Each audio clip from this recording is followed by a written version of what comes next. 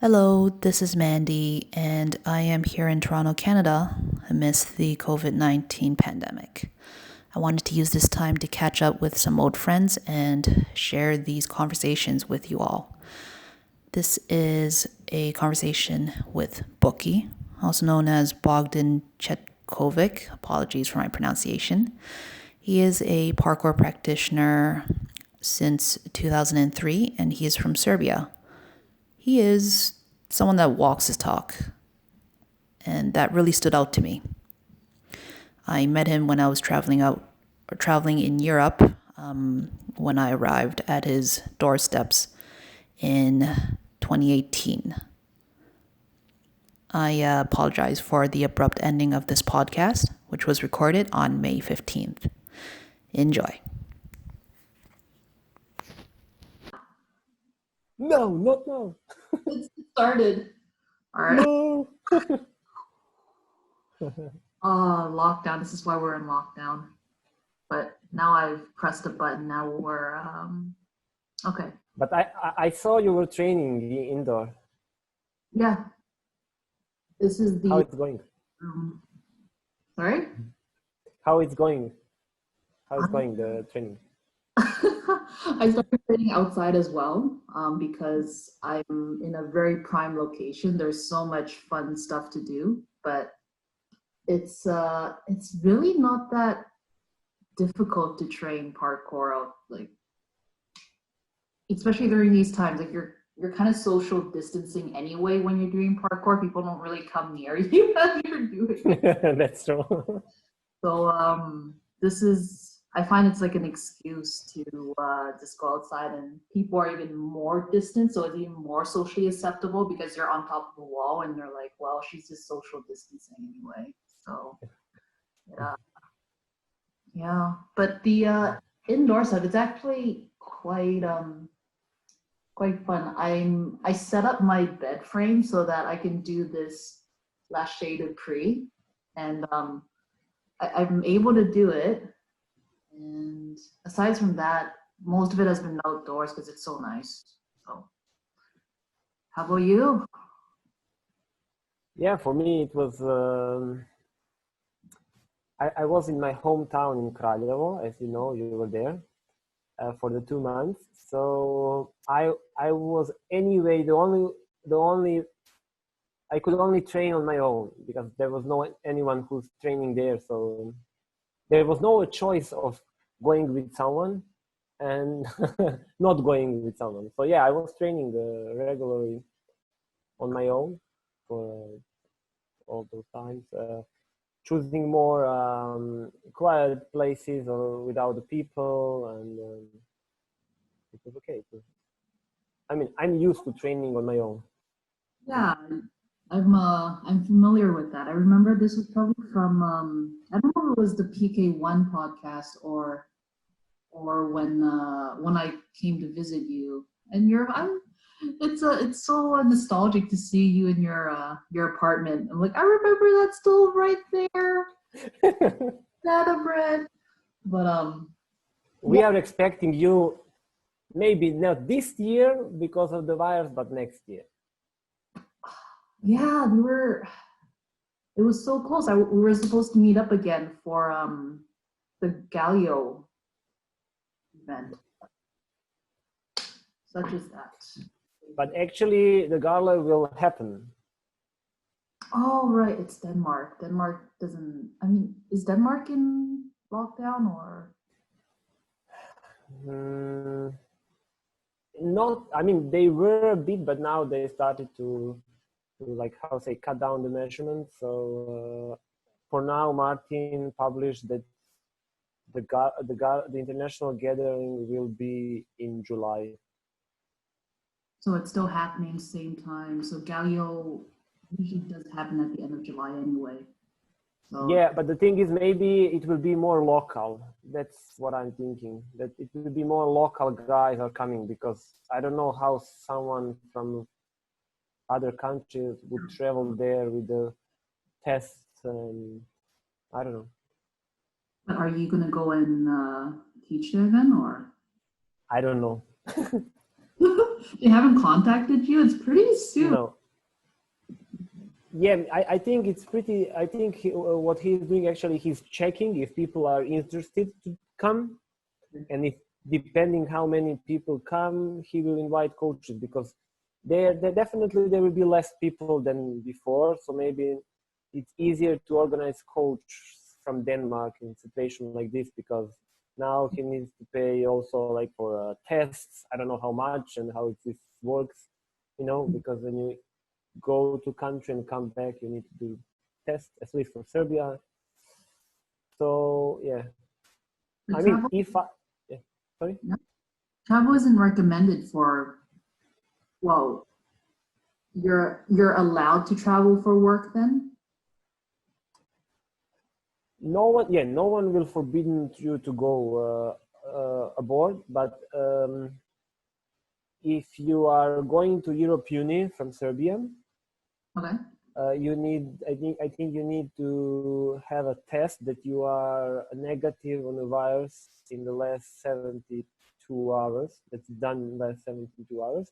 And also when you come back to Serbia, you need to do tests, or you need to go to isolation for 2 weeks. Okay. All right, so those are standard procedures that are in place.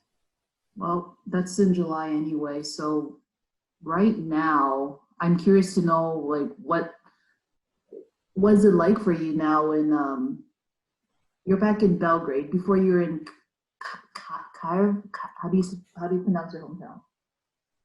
Kraljevo. Kraljevo. Kraljevo.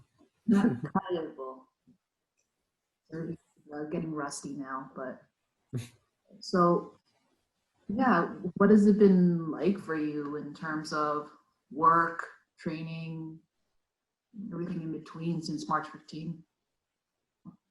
So yeah, Christina, my wife, and we went back to Kraljevo, and over there, I mean, we didn't have any classes, of course. We tried to run a little bit to classes through the videos with students, but they didn't work really well. They were not motivated that much, so we stopped. Last year, I started to go back to programming. I don't know, yeah, programming. So I was doing this for the last 2 months, more or less, on the computer, working on some projects, and I was training and being in nature when we could go out, being in nature a lot. Yeah, more or less. Most of the time I was on the computer, and the time flew so fast, really, for me, on the computer doing this. You liked it, though. I remember you were saying, like, you enjoy it too. Yeah, for me it's very similar to parkour, because you have a challenge and there is so much ways that you can solve the issue, and it's also, I like it because it's totally opposite a little bit of parkour. It's, how to say, it's more intellectual. Of course, when you go out and you're training, you are thinking about a lot of stuff, and it's not just that you are training physically and nothing happens, but this is totally different, and because it's different, I really enjoy it and I like it. I know you read quite a bit as well. One of the books I'm reading right now, it's called Zen and the Art of Motorcycle Maintenance. And I'm about a quarter way in. And one of the main themes in it is talking about when you're maintaining a motorcycle, or when you're doing work or repair on it, there's a procedure to understand if something is functioning or if it's not functioning. And the way that the author described it was going through the scientific method to figure out if this thing works, either through deduction or induction, I think it was called. Then is it a cause and effect? for this scenario, and then if that's the case, then that's the only thing that it relates to. And then if it relates to other things, then you need to make new hypotheses. So it's the idea of the process that is the most intriguing, rather than just like, yeah, it's like with programming or with parkour, there's a process, and you're saying that it's quite similar for you. Yes, and I think the most important value in all that we do is the process, what you said. I mean, if you think about everything deeply, there is process in everything, and from this process, when we think about it, it comes this experience that we like to learn from. So I was training parkour. I was active. I was also training. I mean, during the last 2 months, maybe it was just with a different goal than it was usual. So I just wanted to maintain in movement. The focus was not just to improve and to do new challenges and to fly around. One of the reasons was because even if you can plan a lot in training, sometimes the injuries can happen. And I think this was the worst time to get injured. You know what I mean? Like to go to a hospital to make more work to doctors and stuff. That to me, so I was keeping really like, how to say, light or different stuff. I was doing different stuff. For example, more climbing, more don't touch the ground, more, not just like a jumping or doing scary challenge or something like this, and more just maintaining into it. Sometimes I like to do this, like stay 3 or 4 times per week to do training, not every day, not, you know what I mean? What do you mean? So the difference between what you mean with maintenance and what you would usually do if there wasn't COVID, and it's interesting that you keep in mind that if I do get an injury, then I'm gonna have to go to hospital and yada yada yada. How it's gonna affect the society at large. Roundabout way to ask: Is this something you would have thought of before COVID? Like, this isn't the time to go to, or like just keeping in mind that you could be going to hospital, because I don't ever think about it in that way. But I suppose, you know what, I am a bit more aware that if I do get hurt, then I don't want to, but not that much aware. But that's quite like in the forefront of your mind. Usually no, I never think like this to have this in my mind. Of course not, because I think parkour is very safe, or how I train is not how to say, dangerous in that way, but I'm aware that injuries can happen. Even when you walk, injuries can happen. You can twist the ankle, right? So just because of my family, because for example, my father is 63, sorry, and my mother also. So like if I would get injured, of course I will make a lot of work for doctors, and I can get infected there, and maybe I can spread someone else, my family also. I mean, I didn't met other people, but still I was thinking about my parents. That's the only reason behind not pushing too much, because it was a normal situation, if you know what I mean. I mean, the whole world stopped, and you know, yeah, I wasn't. I didn't want it to focus also too much on myself in a way for a training only. Like I told you, like to go and I need to do this jump, and I will stay for 5 hours to do it, or whatever. I mean, you know what I mean? The mentality of it wasn't like this. It was more the always my mind was just maintaining to stay in motion first, because because I was sitting a lot, I even now more appreciated to move. That's very interesting also, because so I was like sitting a lot, and I know I like after all day of sitting, like, whoa, this is totally not normal to sit this much. Yeah. I should go out and move. You know what I mean? And yeah. No different urge to move. Yeah, it's so interesting. Like if you go deeper into movement, you understand that it's really not about the moves and stuff like this. It's much more deeper, the desire, and that it's totally normal to move, especially if you do something with the passion and with the love for a long time. It's a part of you. For me, like, it's not normal not to move. Has training solo been different now than it was before? Okay. Like now you mentioned how it's with COVID specifically, but like even before COVID, I know you still trained alone from time to time, but then before, I guess before even maybe you were running your classes, I don't know how long you've been running the classes for, but you enjoyed training alone as well, and that you get value from it. 2014, I was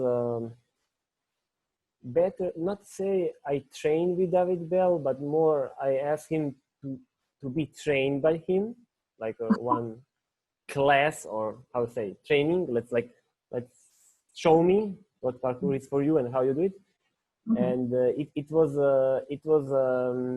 hard conditioning training, okay, with a lot of jumps, technical, not technical in a way of we are sticking somewhere, more like a conditioning strength training. And I was used to it because I was training like this before. For me it was normal. But in the end of the training, when we finished, I come to David and said, this is great, but the most important thing is that if a person can do all of this alone on their own, because and what's the idea behind it? I always have on my mind, maybe I told you before, that I want to be independent by training. What that means is when I started parkour 2003, a lot of people come and go very fast. A lot of people come train with me, or I train with them, it doesn't matter, and then they stop training. And I think we are all aware of that. And because of I saw that early, I said I don't want to depend on anyone. I know why I'm going on training. Like, I can call you on training, and if you come, great, I will have a company and it will be super. But if you don't come, if you don't want to train, great, still great, but I'm going on training. And this kind of mentality, because I was facing with this at the first few years of parkour, that like on the training, that like I don't want to depend. Like, if everyone start training, great, but I know why I do parkour, and then for me it makes sense to continue to do it on my own. So that's the thing, that from the beginning I wanted that to be normal for me, to be outside on my own and to do trainings. And I see a lot of benefits from it for every human being. What do you mean? Like, what kind of benefits have you say they are? The first, most important is that you need to know why are you doing this. Because I mean, when we are, okay, you do parkour, why are you outside and jumping on the walls? And then it will force you to think about your actions and stuff. And not just that you are like interested in doing some challenge, but more, okay, why I do this is when I ask myself a lot, okay, why I'm doing 500 jumps now on this training? What do I want from that? If I'm with the people, I think it won't be the same, because there is always some talk, someone juggling, blah, blah, blah. Okay, and this is why I understand the reason why Yamakasi, for example, do training without talk. It makes so much sense to me that it's because you don't want to be disturbed. And I mean, it's don't get me wrong, I'm training with people. I see a lot of beautiful stuff training with and sharing with everyone, but I also see bad stuff, or yeah, what is missing when you're training with the people is that they can, if you're training with people, they can affect your way. For example, pretty simple. You came today and you want to do a light strength training, but people are jumping around and doing so funny challenge, blah blah blah, and then you come there and they moved you to there. That this doesn't necessarily mean that this is bad thing, but if you do it too often, or if you only train with people, then then you're very influenced by an external why rather than your own why. Yeah, so you will follow all the trends. You will start to do side flip to precision. You will do descent, and you will not think on your own way and find the new ways and new challenges and new techniques. Like you remember putting feet over the other, or remember the using and something like this. You won't, because you will get used to that way of thinking, being influenced too much. And I think also one more important, the third important stuff is discipline. You can train discipline if you are training. You can train hard if you are training with someone. You can train long, that's no problem. You can have a fun, but I'm talking about parkour world and tracers. Like most of them cannot train hard mentally, physically, when other people are moving. I give you an example, over there having a fun, and you will be in the background doing quadrupedi or muscle ups. You had gone to school for strength and exercise science, that's what you would call it there, with Milos. That I met him. But right now I'm still doing it. I've been training with Marcello, and there's like not all, but a lot of my training, well, it's solo and it's also quite structured, and I can definitely see a benefit to that. Do you program your own training like in a cyclical way as well, or is it more, this is my and this is what I'm aiming towards, and these are the things I'm going to do towards or do for it? This is a very bit of a technical question, but curious. Yeah. So of course, if I have obvious goal, there are like in programming, there is a different path that you can come to goal. But it's very important to plan training if you have a goal, specific goal. For example, specific goal is to jump stronger, to jump much more like far away, or to have a better flexibility, or to run faster, or to do specific challenge in parkour, for example, that precision jump that you can reach now, example. Right. Definitely what I learned from the sports science, and I totally agree 100%, if you have a goal like that, you need to plan. I mean, you don't need, but the amount time, if you planned it good, the amount of time that you do it will be more efficient. Yes, especially so to answer you directly, for strength, for conditioning, for physical stuff, yes, I plan, of course. I mean, it doesn't make sense to just go out in a gym and do something, or to improvise, or to go today running 20 minutes and tomorrow 2 hours, and on third day you do 100-meter sprint. I mean, everything is structured. There is the science behind sport training, and I like to, when I have a goal, for example, some of the goals for me are to stay in parkour and in movement until the rest of my life. And with that as a goal, that means that I need to regularly do strength training. The goal in that strength training is not just to push performance, and for example, to jump even more far away. It's just to maintain to it.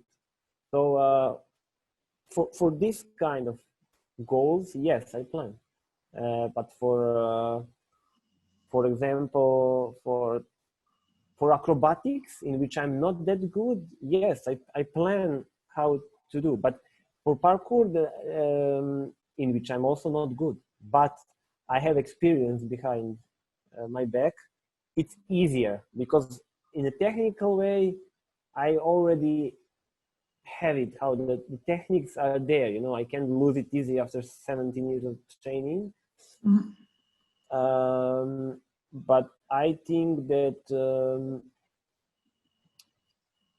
if you have a specific goal, if you want to do that precision jump, and the it's not a mental thing that you are scared, but you cannot reach, or you don't know how to do saut de chat, Kong, precision, and you want to specific that, then you need to plan maybe. Right. Definitely. Okay. And yeah, I think it's pretty much it. And then I'm a bit. What do you think? What do you think?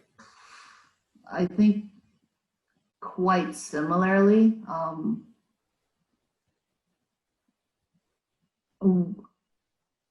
When I go out and train alone, it's either if I'm doing it for a very specific reason, then yes, it makes total sense to program it like this is going to be week 1, week 2, week 3, week 6, and then change or continue whatever it is that I'm doing depending on the goal.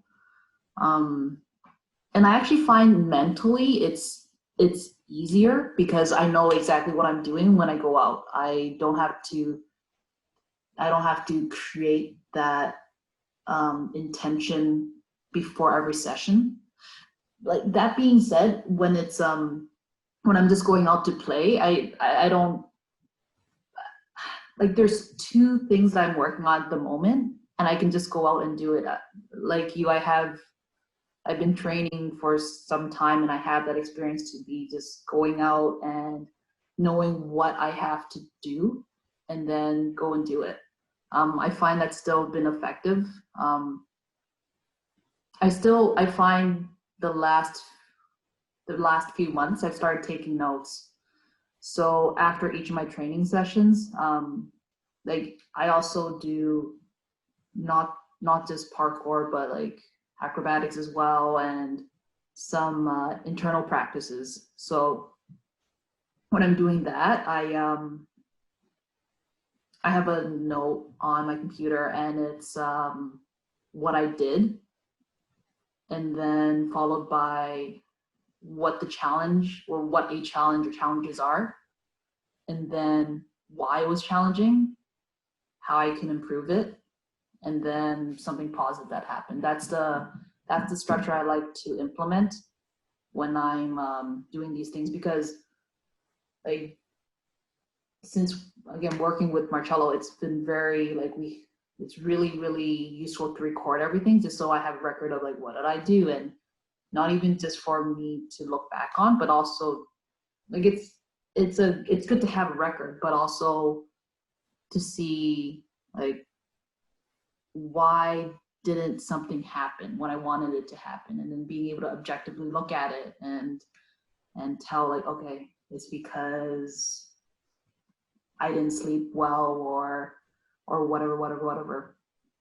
Yeah, sleep has been such a big thing for me the last few months. Like, I realized a lot of my training got a lot,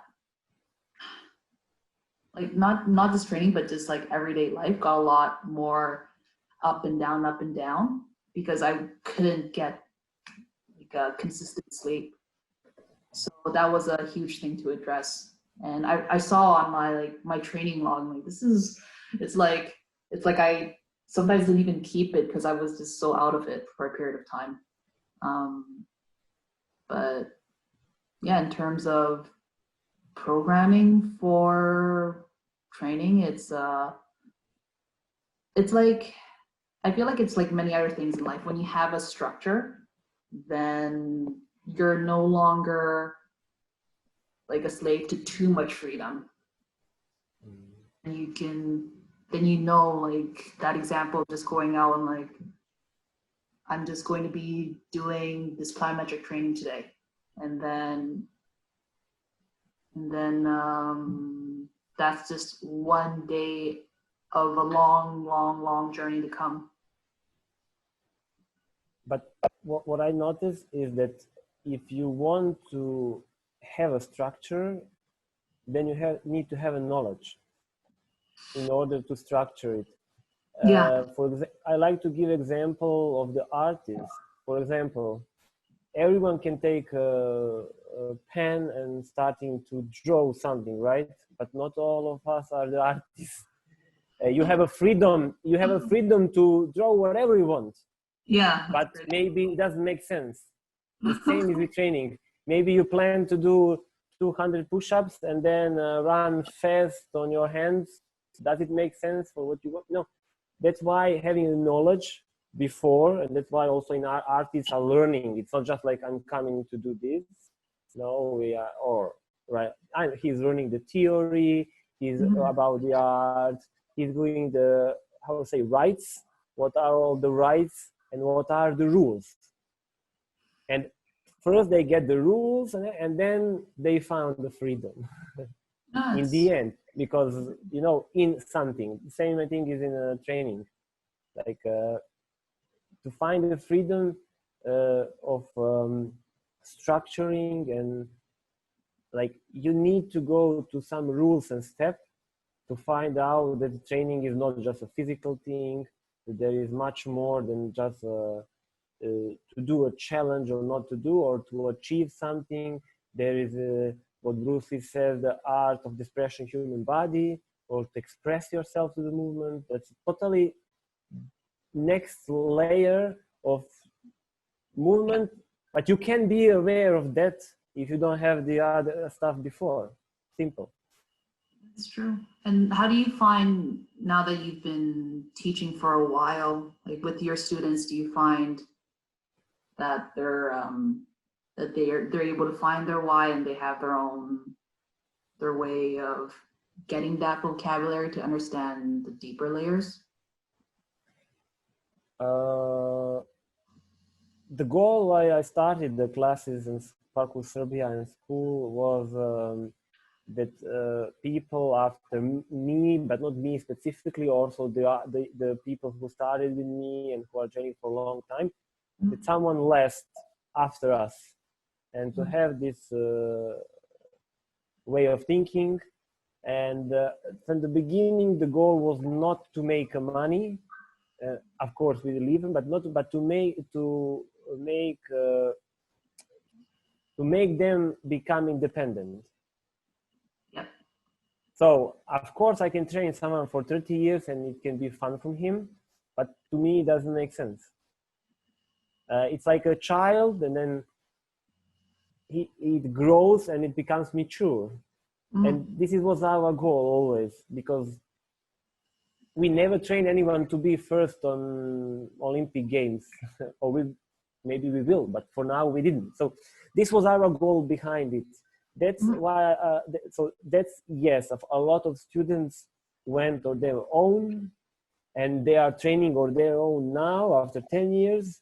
And for me, that's totally fine, and I support them to find their own way, to explore in their own way, because I don't walk in their shoes. I have my own shoes and my own life and how it affects what's happening. And for me, it's important for them to understand the basics and to understand that there are a lot of layers to explore. And that is also that's also the method how we work, is to show them, for example, what parkour can be. It's not just like to be efficient from A to B, or it's not just to be strong to be useful, or it's not just to be able to jump strong. It can be a lot. It can be don't touch the ground. It can be values, respect, modesty, etc., etc., etc. A lot of stuff to cover through the program. That's idea. And of course, not everyone will enjoy in conditioning training, but everyone, they need to know that this exists. They need to be aware that this exists, and maybe in some point of life they will go more into it, but they need to be aware of, in a physical world, what type of training are there, and to be aware that they can always improve whatever they do. Yeah, it's it seems like it really grew from your original and probably still is your why of being independent and being autonomous. I'm thinking about just the Balkans in general now. School chopsticks! Oh yeah! Sasha! School yes.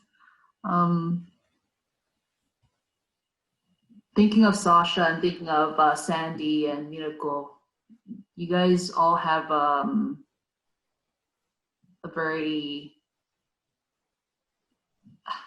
there's similarities in your mindset, and I'm wondering if this is something that came about because you guys all met quite early on, right? If I'm familiar, like, I don't know. Yes. So we also, most of us met maybe 12 years ago. Yeah, something like this. You need to be aware that at 2003, 4, 5, first there was not a lot of people trainings, and the mentality of training was more or less similar everywhere. Let's say old school. I don't like to call it like this, but old school way of thinking or whatever. And yeah, we very fast we understood each other.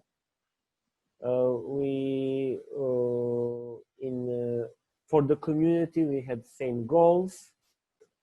So I think it's important that you don't stop there, that you continue to grow, because I'm not stuck to the way of thinking from 2005, 6. That is it okay to earn the money, or is it good to do flips or not, or is it parkour or not, or that kind of stuff. Yeah. but I think it's mostly what we keep from there is thinking about parkour, and not only about ourselves.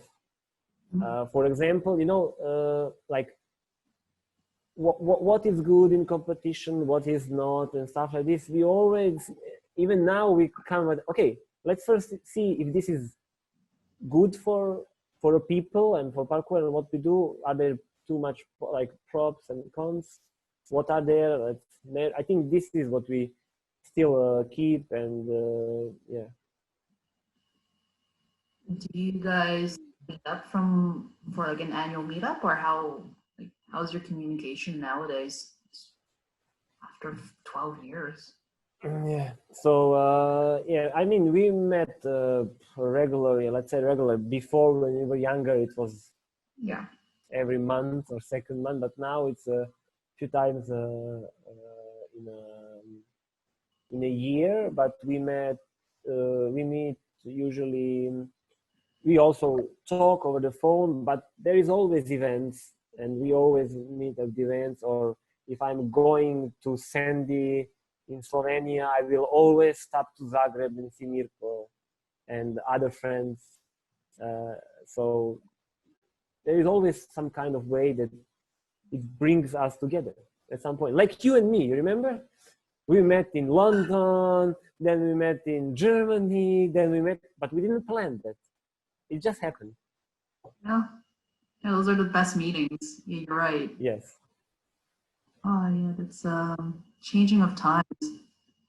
I've always had such an affinity with the Balkan countries, and I'm not certain exactly why, but it must be the people.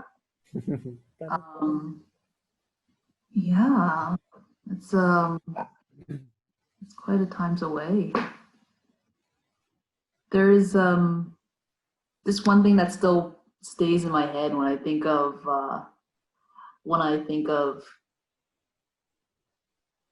I'm pretty sure we're like rounding right back to the beginning, but it was the podcast with Philip from PK1, where you were saying how training in the winter was more preferable than, I don't know if preferable is the right word, but it's more enjoyable. Do you still stand by that? How do you feel about that now? It's so strange because like I was at some point I was studying, I was working through the parkour, and I always was, when there is a hard times, I'm always motivated more to go out and to do, or not to go out, to do training. I don't know, I never analyzed that much why it happens. I think it's maybe because of David, when I was younger, because of David sentence between easy and hard path, always choose the hard path, because you know that with easy path you can go, and it's not challenging. And I don't think everything is black and white nowadays. This is something what I learned through the yeah. But the thing is, it's more about that, why the environment or weather is stopping you from training, from what do you want to do. That's the simple question, and this is what we are trying and still to teach kids and in the classes, that if it's raining, it's not a problem, we can go out and train, and slowly, step by step, they will understand that, nothing will happen if it's raining and we are training, and at some point they will start to enjoy. I'm pretty sure that you come around the people who at the beginning like dislike, they didn't like to do strength and conditioning, it's so boring, and then you see 2 years after, they are enjoying so much, right? They are like lifting, they went completely to it and stuff. And this is what I said, for me also it's important to show them that this exists, and some point they maybe will go to that. And for me personally, to answer you on the directly question, yes, it's still a lot of, how say, because it's more challenging, I think. Yeah, it's more challenging than to when it's everything is shining, everything is beautiful, you have a lot of friends around you to have a fun. it's I feel like it's such a what would you say, it's something so underestimated how powerful that is, right? When something is so unappealing, like your human instinct is like stay in, keep warm, but yet when you're able to go beyond that and you do that again and again and again and again and again, it's like a different instinct that gets born in you. I noticed this when I was going out to just move. Like I hadn't moved maybe all week, and it was just I wanted to go out and I wanted to find some challenges or something. I found a challenge and I just stayed there, and it was this continuous process of let's keep at it, let's keep at it, let's keep at it. Like I didn't feel comfortable, but I built up this pattern of we just keep going, we just keep going. There's two sides to me now because of the different exposures to different training methodologies and whatnot, that there's a positive to this mentality of keep going, keep going, keep going. Obviously, there's a cutoff point of this is going to be too much, but even before that, there's this other voice in me now that says, is this necessary? Like, as if there is another way to approach this problem. So I feel like this keep going, keep going, keep going, it's still, I hope it's going to be there forever because it pushes me to do all these things. But there's this like wiser version of Mandy that can see like, is this the most beneficial way to approach this challenge? And it's hard to fight it too, because it's been like over a decade of just pushing and pushing and pushing, and now there's this other version like, is this the wisest choice? And it's like whispering in the back of my head, and I'm like, and I only notice it after like half an hour of doing that challenge. I'm like, it's already been half an hour, why didn't I hear this earlier? But it's these patterns that have been ingrained in us, I assume. I don't know if you've had anything like that happen to you, the whispers from that says, stop, you can go home, I can buy you some croissant, no problem. Do you know this? I know that voice as well, but it's I'm not sure, like sometimes I'm like, are you that one? Or are you that voice? Or are you actually giving me something that I'm not listening to too? I think there's different versions of that. Yeah, I think it's a lot about the simple stuff. Maybe that's a good question, is why are you there and what do you want from this? And if you come back to that, then you will know if you should quit or not, because you know what I mean. And I think also, to me, in training, change is important. I'm not training the same as I was training 15 years ago or 5 years ago, of course. And then not necessarily, like you said, it's not necessarily bad to listen the other voice, like at some point, because maybe it will lead you to something else. It can. Of course, if it means that you will start to quit on everything in your life, then obviously it's not good, right? But it maybe also wants to force you to change, because in order to adapt to something, you need to have certain intensity that will push you to change. Because in training, if you do always the same doesn't make sense, because there is no adaptation. You need to change something, intensity or approach or something, and then then you will adapt to it. You will grow, let's say like this, because I'm not thinking just in physical world. And then you will then you can go again, change. And the crucial thing about to be and to last, and I said already this, I'm pretty sure in the film interview, is, to me, to be and to last in trainings, in movement, is to change. Imagine if Ido Porta would train, or Marcello would train only the same 10 years. It's boring. It's so boring. To me, it's boring. And I admire some people in parkour community that are training for such a long time, same methods. For me, I'm not that strong. Maybe I'm really not that strong. I don't have a motivation to do that, honestly. And I know some people are doing for even 10 years now, same training. And I mean, yeah. But I mean, there's a benefit to be doing something the same for a long period of time. But what I've come across recently is this is very fresh knowledge in my head, but it's step loading. So it's something that the Soviets had used. Did you study this when you were okay? So I find step loading is very similar to training parkour, especially when you're outdoors. It's like, okay, now you can do this precision 100 times and it feels really good. You're quite confident with it. Now we take it to another level.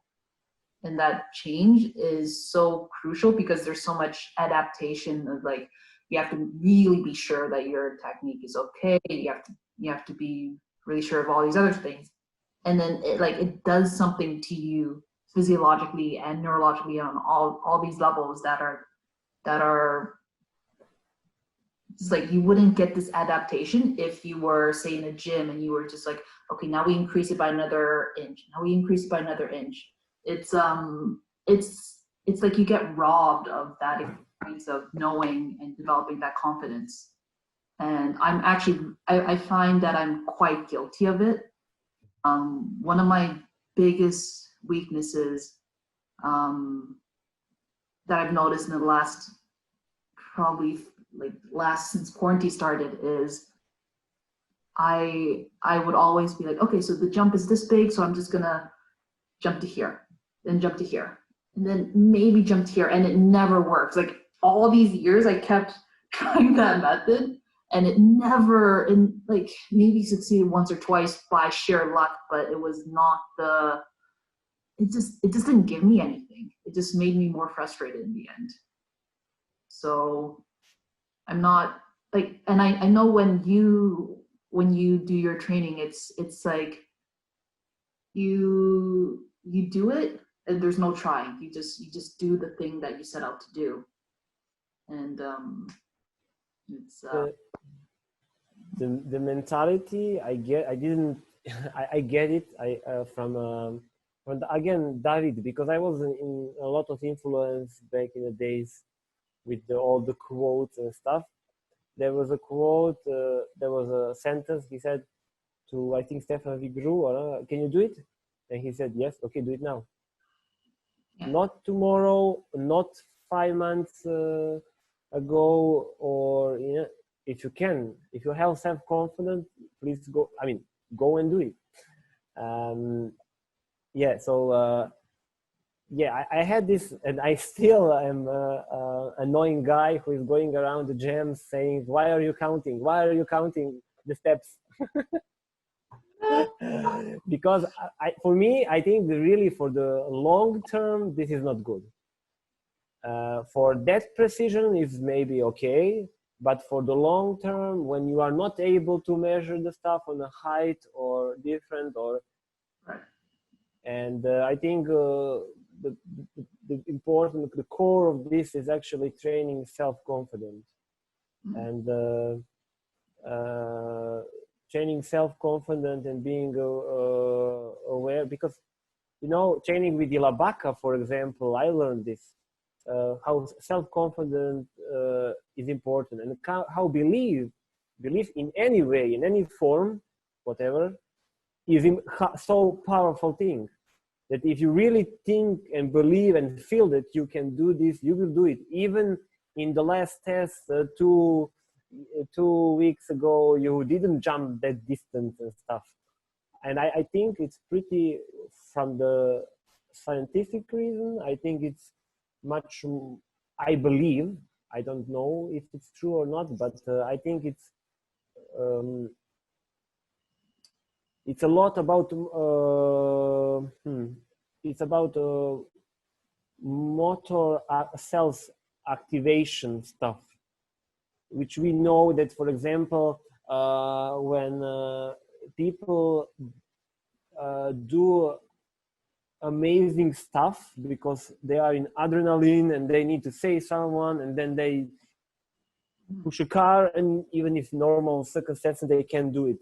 So I'm pretty sure there is something behind it, that also in sport, when someone who is like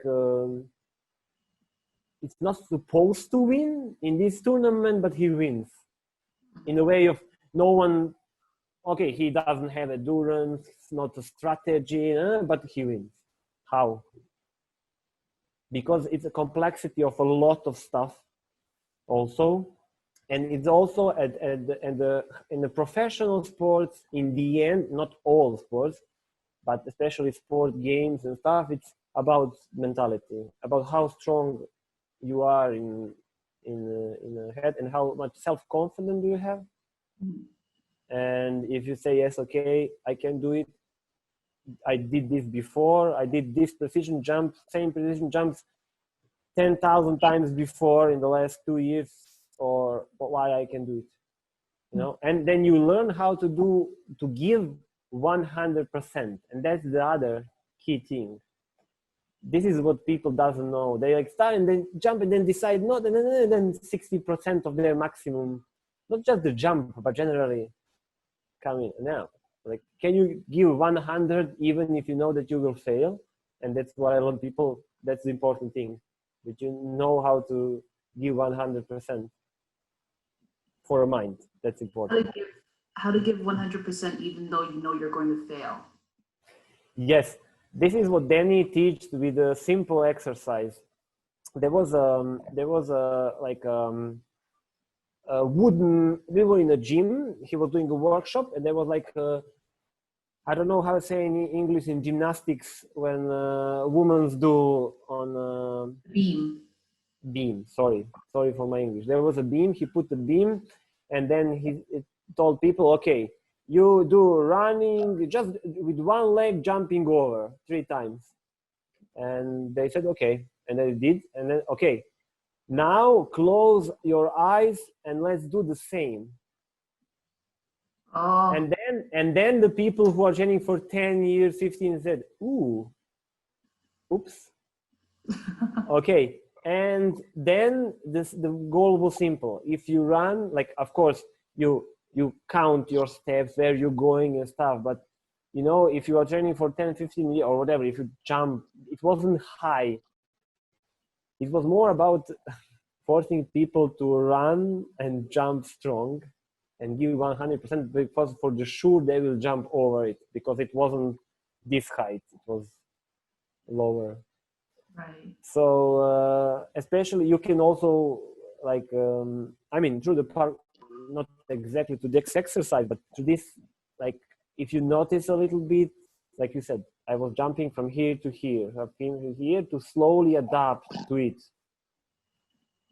But that's okay for me, and I learned this, the beginners. That's okay for me, because they are not aware, they don't know their possibilities. But I want them to meet or learn, I don't know what's the right word, their possibilities, so they can now like go directly here and start from here, and not all this going and then we go, So yeah. So, no, I completely understand that. It's important to build that. It's like a tool.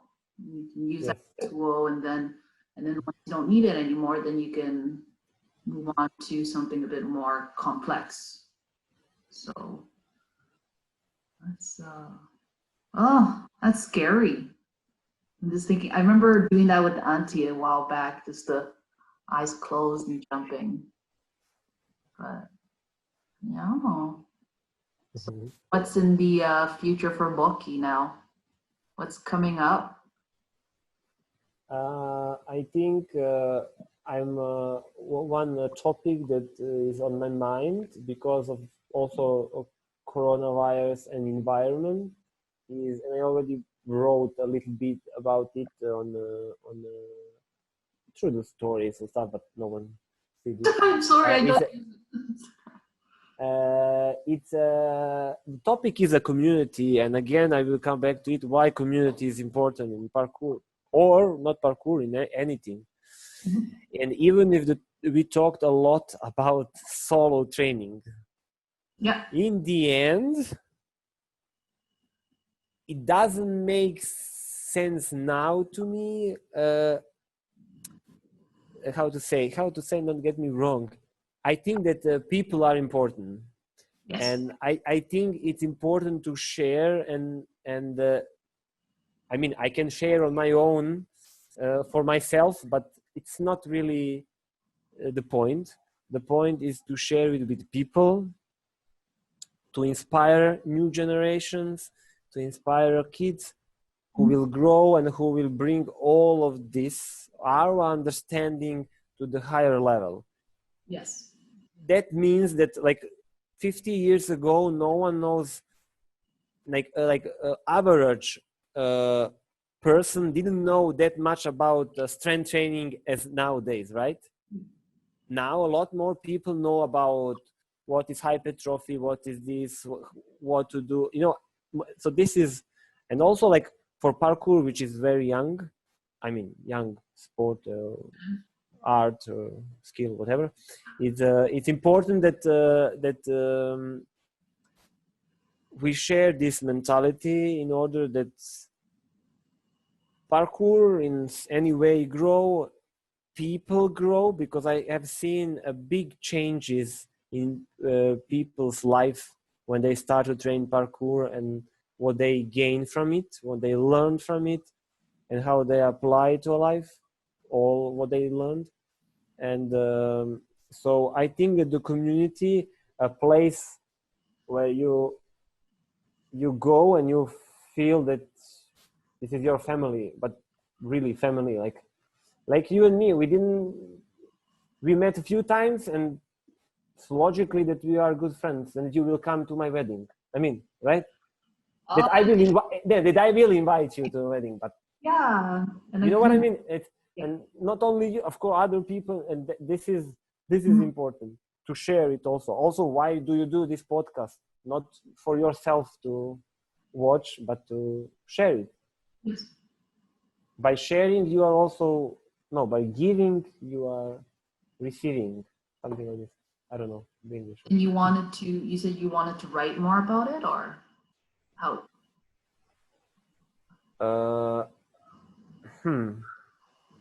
To write it, I think I'm more about at the moment about the sharing in a live, and talk with people and share with people around me in the real world, not in the like too much exposed everywhere, like. And I think yeah, that's that was the goal. That's why I travel on the workshops. That's why I do this kind of stuff. That's why I have also parkour school and stuff, because I want to share it through it, you know. And I never considered myself as a good writer at all. I mean, I read a really good thing about this. Like, you can do, for example, you need to fix your car. Everyone can do it. It's just amount of time that you will spend learning and working on it to do it. So when I say I'm a bad writer, I mean I didn't practice enough to be a good writer, because I'm not interested in writing books or something. I'm more for the I don't know how to say, real world, or a real word or live word. So you would prefer to communicate these ideas through spoken word? Spoken word. This is what yes. Yeah. Because, but don't get me wrong, I believe that texts and books, this is important. Just that I don't think that I have to say anything special or anything new that haven't been said. I think words are incredibly important, and it's with community. It's like, since leaving Europe, I don't know if I've ever mentioned it to you, but it's like it kept coming at me to write about community and the things I noticed and the patterns, because like, I was in Serbia, I was in Germany, France, Denmark, all these places, even with within each country, each city had a very different manifestation of these communities. And like, it wasn't even something I thought that it would happen, but I learned so much that it made me think of, yeah, community is important, but why? And then it got me into thinking about not just like parkour community or subculture communities, but the community at large. Like a perfect example was with Sandy in Illabaca. No, it's not Illabaca. Postojna. Boston. It's a city I can never pronounce again. How do you say it? Postojna. Okay, sorry, Sandy. I'll trying for now. But when we were there, it was such a perfect example of how, with the work and the community that he has there, it expanded into having the mayor come into that building. Like, yeah, you're gonna need some lighting here, and then having the electricians put the lighting in. That's not just an example of him working with the people that he comes in contact with, but involving the larger community. So I think when you say independent, like building an independent people through your community, it's so that they can be like, idealistically, so that when they interact with the larger community, that there's a impact there as well, and they're able to navigate this larger community quite well. And I think that's such it's not so obvious, but it's quite obvious for the communities that I have been to, that if they have been around for a long time and their values are, well, especially if their value I find is based on innovation and change, then the growth of the like parkour community goes and expands beyond just that. Like there's a influence on what's around them. So it's it's so fascinating, because there's parkour, but then there's like other subculture communities of like even in government, like there's cultures there. Like how does that sort of culture influence the larger culture and beyond? And it's a topic that's also very dear to me, just because like I got to stay in so many people's homes that took me in through this parkour culture. I think that's also amazing.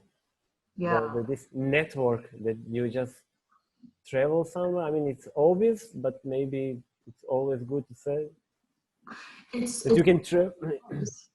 Sorry? Yeah, you can go. Sorry.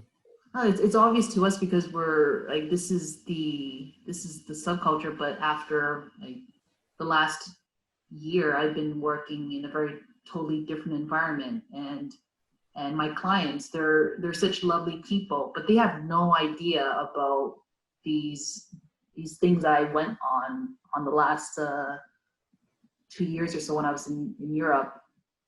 But then it got me thinking, like, how do these two relate, and in what ways do the cultural influences that I've come from have any influence on something wider? So it's a very interesting thread, because when you understand the core of each community, you can understand how it influences everything around it.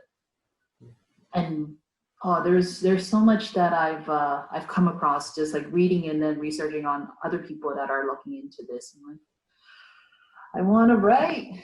It makes me anyway. But at the same time, I'm also not the most experienced writer, but I feel there's I guess I can start somewhere. I think you should start. I have I have a skeleton of what I want to say, and Belgrade has definitely had a huge influence on it. Like Belgrade, Michamas.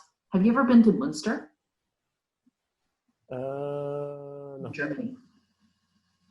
But I know people from Munster. Like I think is his name Fabio from P1? Yes, and also Engis. Endis. And I think Philip Schmetterling. He was in Serbia 8 years ago, to Kraljevo, to Jam. He spent a lot of time here in Serbia. Yeah. He's I think he's doing pretty well. He's I think in school at the moment for sports psychology, but they have I find there were a few cities that had very, very obvious indicators of these values of community that are prevalent in other communities, but like it's so there.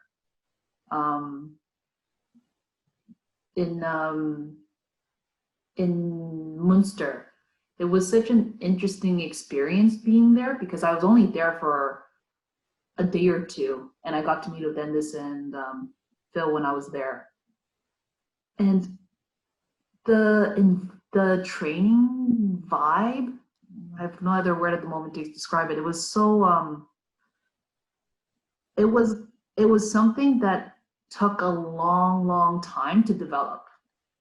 Like you know, when you go to different communities, there's a certain vibe that you get when you get there. When I was training there, it was like it was so obvious that their value was on innovation, and it didn't matter if you can do the biggest jump. Like it was just like, and this wasn't doing his usual, like I guess what you would have seen on YouTube or Instagram of his like very, very large jumps or whatnot. It was just him playing and doing different things, and the props that people would give was based on like, okay, that's like you tried something different and you did something different, and it was something that I experienced so strongly there for whatever reason. Everywhere else, it's still there, but it wasn't as like obvious. Maybe it's because it's Germany and everything's so much more like it's there or it's not there. It's very obvious, you know. Yeah, I know. Yeah. You know, I'll definitely have to talk to you more when I start writing more about it, because yeah. I would like to hear it and read it. Thank you. I will keep you in touch about that then. Now there's accountability.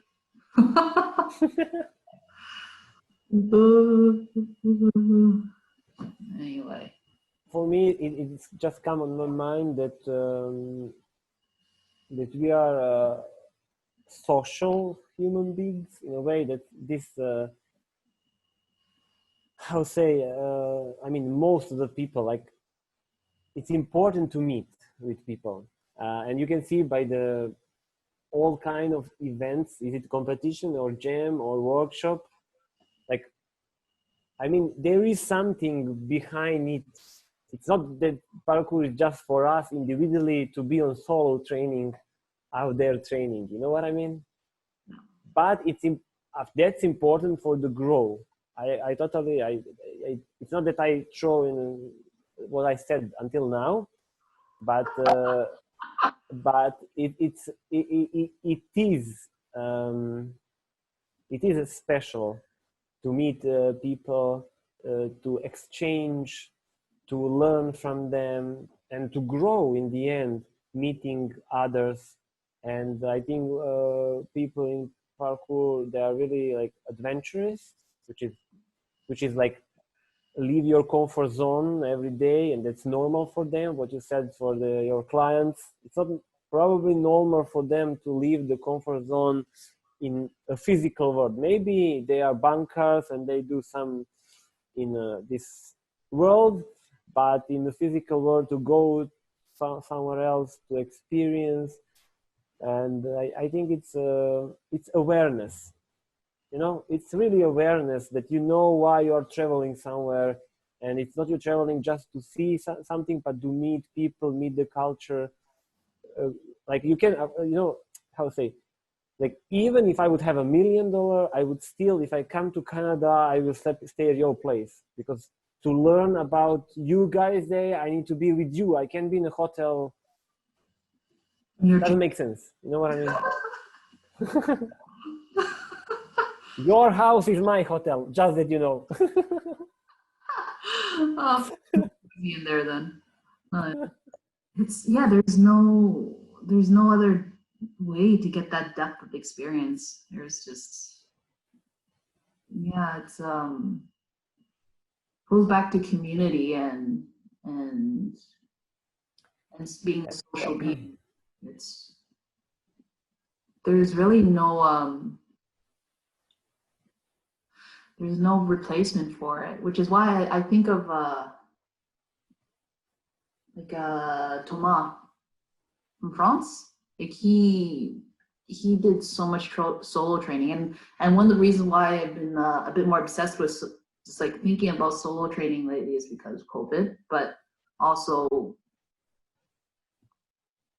there was a question that was posed when I was at Etre-Forte Move event, and it was, you've been to those events, right? Like I was invited this year to coach, but COVID did what it did, so the event is cancelled. I see. But you're like, it's like training with at Every Move is basically it's a very day experience. Like it's like we start together, we finish together, and it's very, very, very tribal. And I was curious as to for them, where does solo training fit in that? And so I think one of the explanations I got was, even when they're training alone, they're thinking about someone else.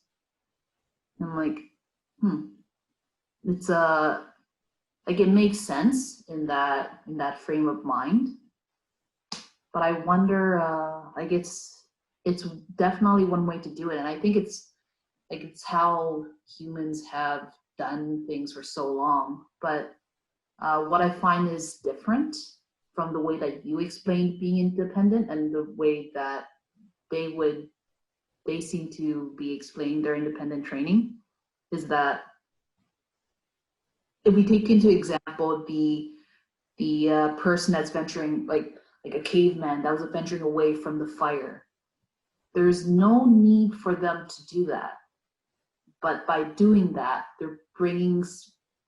they could be bringing huge value to other people that won't do that. But there's also a huge risk. So, like, I don't know, like if we use that caveman as an example, he could still be thinking about others as he does that. But I find it's a lot more sustainable if he thinks about it as their own curiosity to go beyond. I think in a way of solo training is the same thing maybe as like a monks or something like this. I mean, for example, why monks doesn't stay with his tribe, with his same way of thinking people in a monastery, for example, Shaolin monk. No, you already know the stories that he went somewhere to meditate, or in Orthodox church we have I would say not priests, but monks that go on their own, and because it's a internal, it's a grow. It's so when you grow, because you learn something new stuff, you expect, and then what you do, you come back and you share. This is what I'm connecting now, those things. So like it doesn't make sense that your whole life spent in a cave trying to do whatever if you don't share it in some way. Is it through the book or through the people or through whatever? So that's why I think that solo training is not by itself a goal. That's why I said the community, people and stuff, this is to me at the moment like important and the goal. But the way how I learned all of this, a lot of stuff, of course, was through my own training, analyzing what I'm doing, why I'm doing, and I questioned that when I was on my own. It's like a dynamic meditation. You know, you already heard this. When you are in a movement and stuff like, or when you just stop and like turn around and say, okay, you're around the walls on a rail. What do you want from this? Where this leads to? And then you ask yourself. No, it's so important. It's like family, community. It's I feel like we're getting wiser, Boki. But we are getting older, Mandy. This is what I will tell you. older, wiser. Yeah, when you have kids, and I think it's a very different world when you have. I mean, it is a different world when you have kids and move into your house, wherever that's going to be.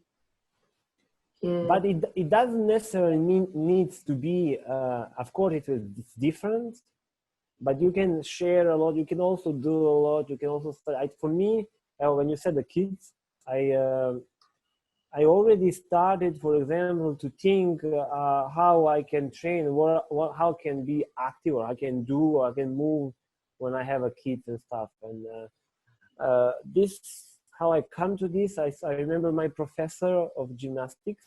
I was indoor in a gym, I was training, and he comes with the two kids, and then he starts to do strength training with them.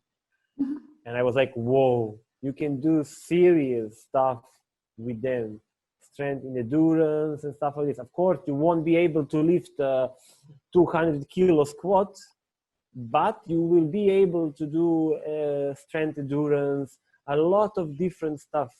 And then I tried.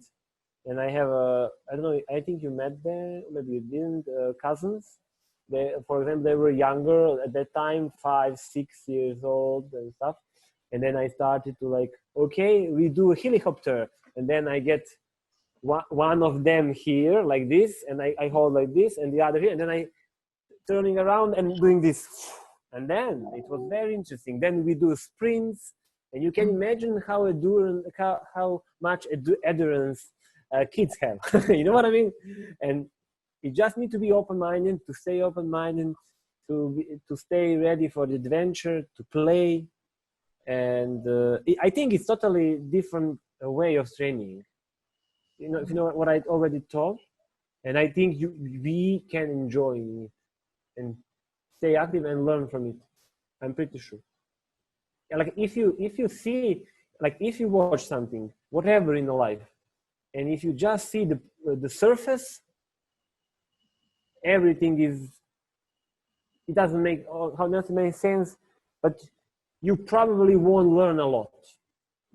If you see what's behind down there, there is not, this is not everything, there is still down there the whole world. I mean, sea can be a good example. If you watch over, you can see birds coming and maybe some fish jumping up, but if you go deep down, you can see algae. You can a lot of different new world that you can explore, and then you can gain, you can learn, and then what you can share. Yeah, I'm very reminiscent because I find this is overgeneralizing, but in North American culture, this when you talked about like training endurance and doing these other things with the kids, the metric I find would be in mind is like, am I getting stronger? But then when you in the North American context, am I getting stronger? Is my numbers going up, or am I able to lift more? And I know it's a very linear way to measure it. And I've definitely had that mentality in the past, but now I just see it as this is just it's just a metric. It's just one metric. It's just a number usually, or distance or something. Yeah, it really is. Which is fine if you are a professional sportsman and you need to achieve some specific goal and stuff. But if you want to enjoy in your life with your kids or whatever, then you can. I mean, how you could measure that happiness? How do you measure happiness? Of life, happiness. I just had a thought of it's like an Olympic athlete is still trying to go for a bigger jump, and they have to train their kids only, and it's like their only tool. Like, oh my God. It's just a recipe for disaster. I mean, honestly, when you come to this Olympic stuff and sports, for me, sports is a business. But what of course, at the top level, it's not. I'm sure the top athletes in any field talk about the movement and physical education and stuff like we do. Like, it's not just like this. But most of is a big business system, and it's a lot about the money and stuff. It's not necessarily bad, just to make it clear, because a lot of good things happen through it, a lot of growth of the sports and stuff. But it's just important that we are aware what drives us to the top and why. What is behind it, you know? Well, even within, like you were saying with the Olympics, like within weightlifting, Soviet lifters, there are some that were like still training their athletes, trying to be drug free, so that they can train for longevity reasons. It's not as common, but it does exist. It's like what is his name? Luke Felder.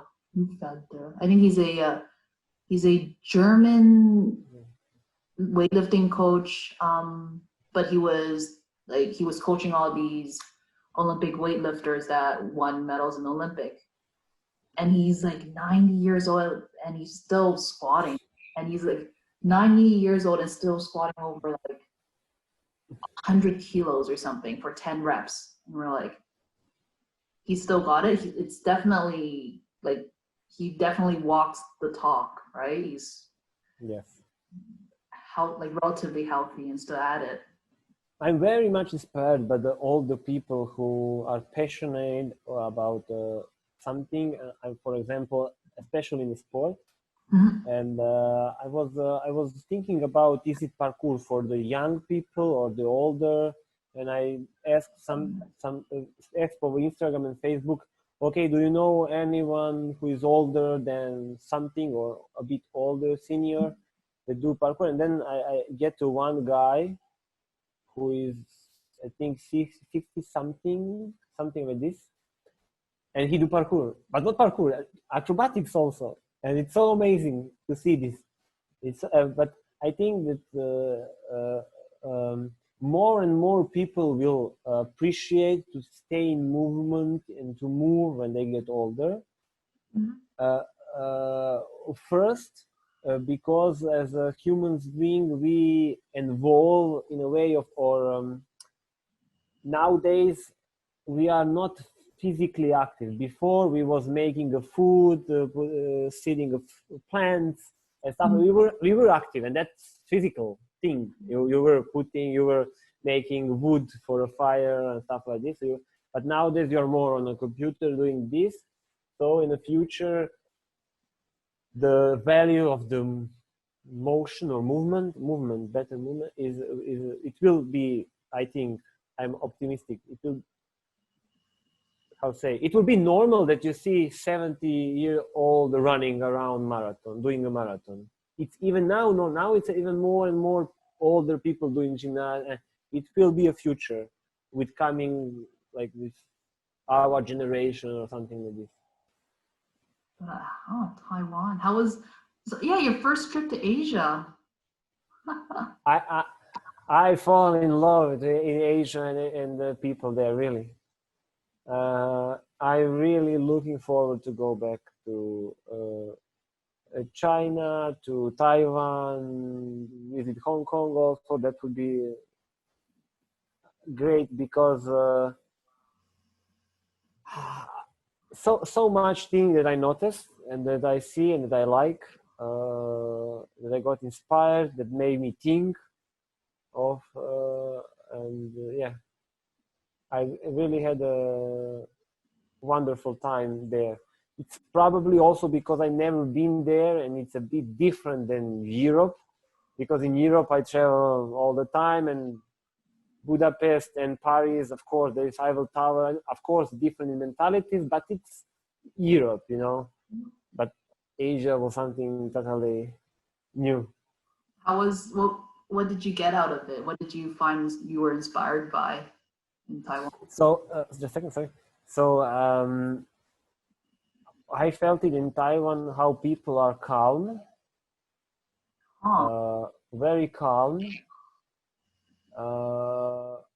I mean, I spent all my time in Taiwan. I haven't been in China or Hong Kong and stuff, just fly over, but general Asia. So I received so much hospitality. That's wow, really. I was surprised.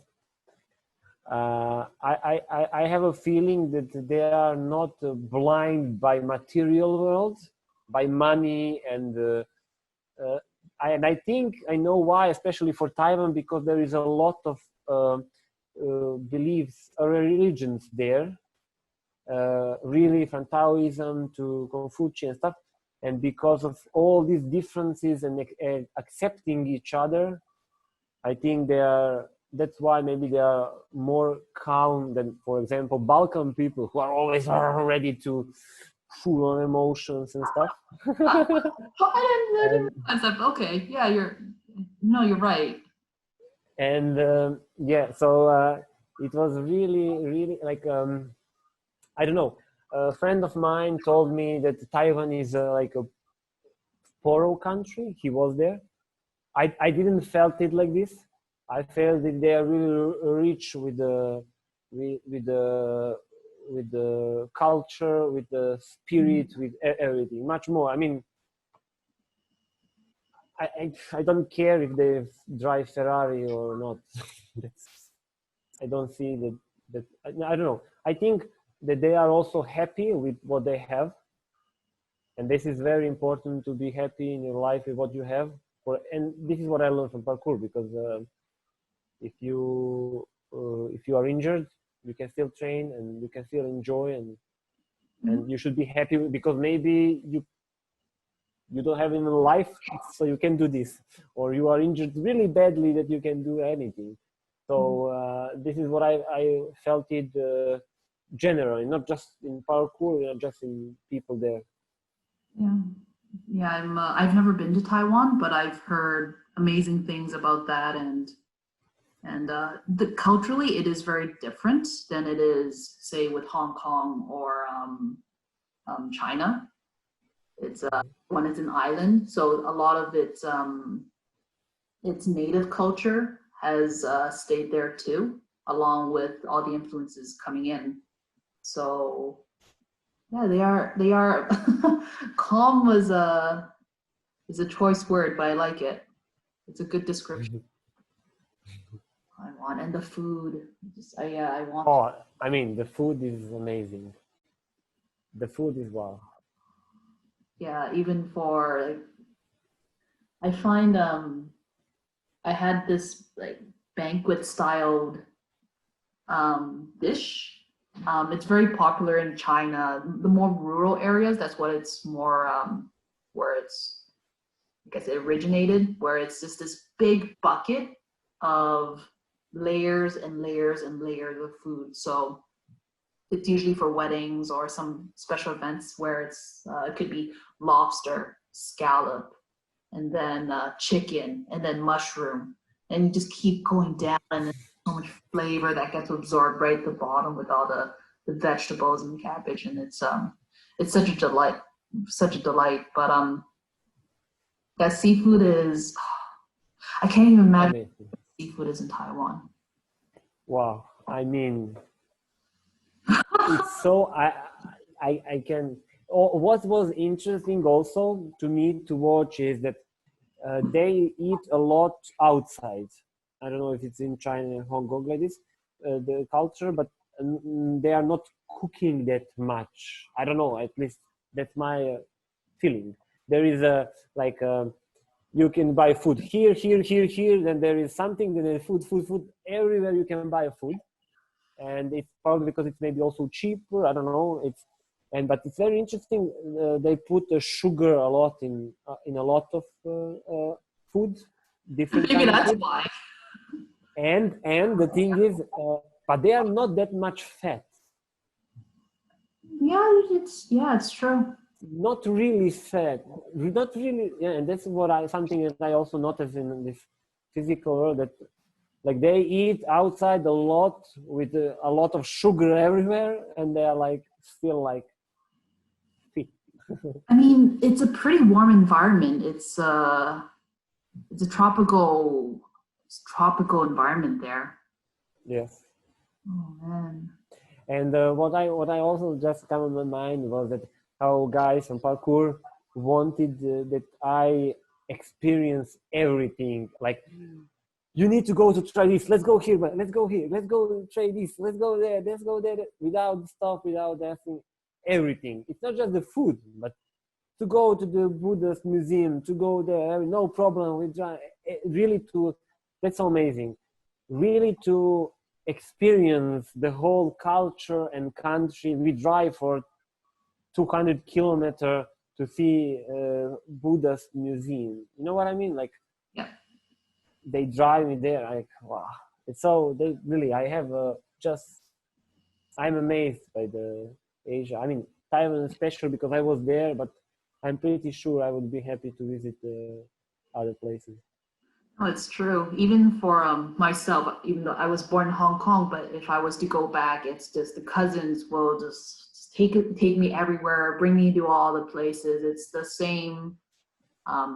It's similar to why I felt like I was at home when I was in the Balkans, because there's a similar mentality of like, oh, like she's from somewhere else. Like, let's show her all these amazing places. It's this hospitality I'm a huge fan of. I love bringing people around, and it's so.